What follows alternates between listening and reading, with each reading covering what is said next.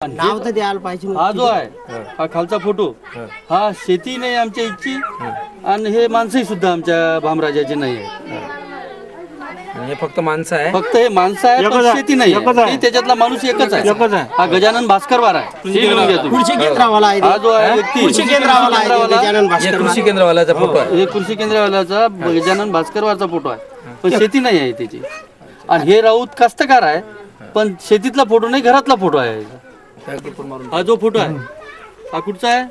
घरातला. राऊतच्या घरातला आहे. घरातला हा. घरातलीच आहे त्याच्या घरी. आणि हा फोटो कोणाचा आहे? आपली शेतीच नव्हे आपल्या गावची ते. हा वेगळा माणूस आहे, हा आपल्या गावातला आहे. हा. आपल्या गावची वावर आहे का ते? हे वावर आपल्या गावातला आहे का कोणाचा? नाही, नाही, भास्कर वार होईल ते. तो कृषी केंद्रावाला आहे. कोणाच्या इथं होऊ शकेल ते? हो. आणि हे त्याच्यात आहे का कोणी? कोणीच नाही आमचे. त्याच्यात भामचं कोणी नाही, शेती शेती भामची नाही नाही, आपली. इकडले नाही कोणी. इकडली नाही कोणी.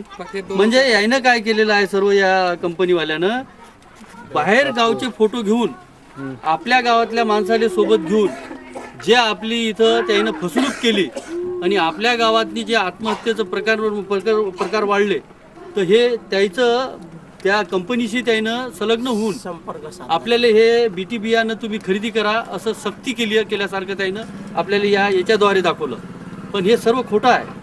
याच्यात बीटी बियाणापासून आपल्याला एकही फायदा झालेला नाही आहे. आणि भामराजामध्ये आत्महत्या जर झाल्या तर हे कर्जबाजारीपणामुळेच झाल्या. कारण वाढतं महागाईचं बियाणं, वाढतं खत, सर्व हे लागत भरपूर, उत्पन्न कमी आणि मालाली भाव कमी, त्यामुळेच आपल्या भामराजामध्ये आत्महत्या झाल्या. याच्या आधी जे समिती आली त्या समितीमध्ये बी आपले निकष तेच निघालेले आहे. त्यासाठी आपण हे जे काही आपली फसवणूक केली या कंपनीवाल्यानं यात फक्त आपल्या गावातल्या लोकांचे फोटो आहेत पण ते जमीन आपल्या गावची नाही आहे. त्यामुळे आपण एवढं झाड आहे का? आणि एवढं उत्पन्न घेऊ शकत नाही. शेती कोरडं आहे ना, शेती कोरडं आहे म्हणून त्याच्यामुळे ते असं एवढं हिरवं आहेच नाही आपल्या इकडं. त्यामुळे हे सर्व फसवणूक आहे आणि एक खोटारडा आहे. त्यामुळे आता आम्ही भामराजानं यावेळेस 100% सोयाबीनचा पेरा करण्याचा विचार ठरलेला आहे. आत्तर गाववाल्याने म्हटलं आता 99% आमच्या गावात सोयाबीनच पेऱ्याचा हे होईल इथं. आम्ही सगळं बीज बीटी सोडत आहोत म्हणे. मला सांगा ना हो, उत्पन्नच नाही आहे ना, हे खोटं आहे ना काम सर्व.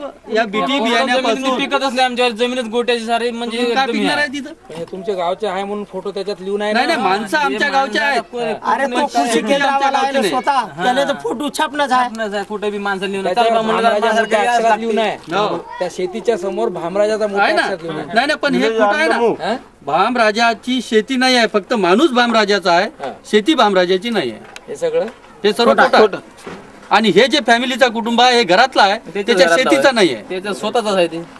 तिसऱ्या नंबरचा जो फोटो आहे हे इथचे माणसंही नाही आहे आणि इथची शेतीही नाही आहे.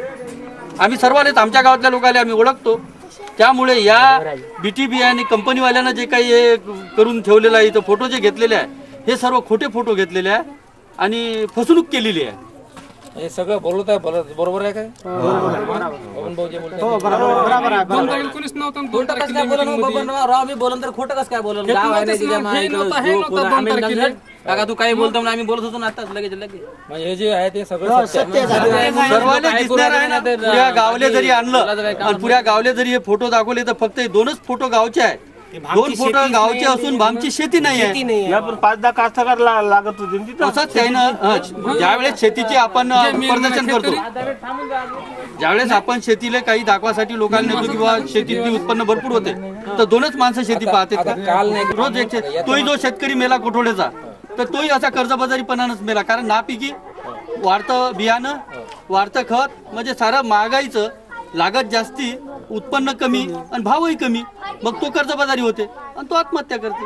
पर्याय काय त्याला? यावर्षी कापसामध्ये आपण घाटा घेतला की नफ्यात राहिला? घाटा कॉटन मध्ये पूर्ण घाटा आहे. यावर्षी 35 मध्ये कापूस विकून आलो ना आम्ही आणि त्याच्यात भाडा गेला पकडा 1500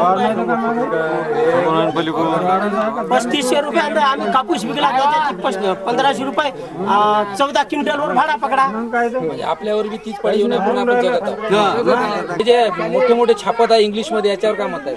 याच्यावर मत हे सर्व खोटं आहे. हे दिशाभूल करून राहिले शेतकऱ्याची. कारण फोटो दुसऱ्या गावचे घ्यायचे, शेती दुसऱ्या गावची दाखवायची आणि गावाच्या विषयी त्यानं खोटं बोलायचं. इंग्लिश मध्ये छापणं म्हणजे साध्या माणसाला समजतच नाही ते. मग साध्या माणसाला काय समजते मला सांगा. हे इंग्लिश वाला म्हटलं मॅट्रिक वाल्याला सुद्धा नाही समजून राहिले. मग सांगा हे कोण वाचाव हे फोटो दिसते बा होय बा असं काय वाचाव कोण हे. मग काय करणार आहे लोक दाखवताना 2-4 कास्तकार गावात सोबत एवढे बोलू लागले. बरोबर आहे. सांगा बा कोणाच्या वावरात बोलतो दोनच वावर आहे का शेती दाखवते.